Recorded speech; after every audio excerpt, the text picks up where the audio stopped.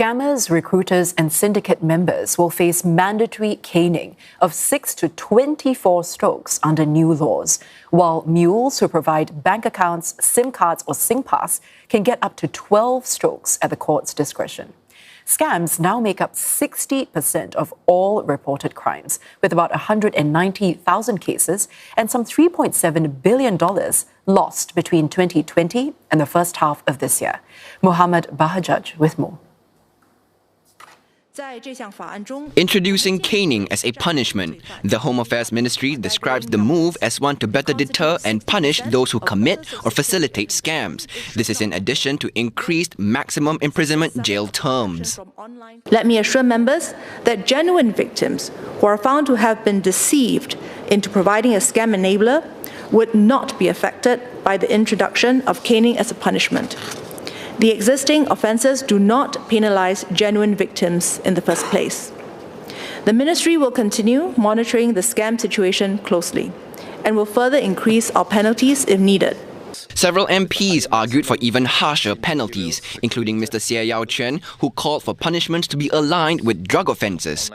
When asked about the upper limit of 12 strokes for mules, Ms. Sim said one consideration was for offences of a similar nature, such as unlicensed money landing. Opposition MPs raised the question of the effectiveness of caning and whether this measure will help to deter and reduce scams. I accept that there is a strong imperative to curb scams, and it could well be at the stage now when we have to pull out all the stops. In that light, could the Ministry elaborate on why it has assessed that caning will be effective to reduce scam activity? Did the Ministry consider alternatives, such as providing for longer jail terms and heavier fines?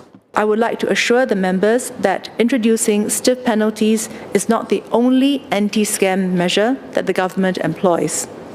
The government adopts a whole-of-society approach to deal with scams, ranging from upstream measures to prevent scammers from approaching victims, to the usage of technology to scale up disruption efforts. MPs also suggested enforcement to be complemented by sustained public education. How can we detect and respond more quickly to new modalities of scams? How do we then shorten the time and respond quicker between detection and public education efforts? What plans are in place to monitor the impact of current outreach and education efforts and to increase their effectiveness amid the evolving nature of scams? Ms. Sim says that the government runs public education initiatives, rolling out regular media statements and cybercrime briefs twice a year to keep the public informed. A recent survey showed that 84% of respondents were motivated by an anti-scam campaign to adopt anti-scam measures.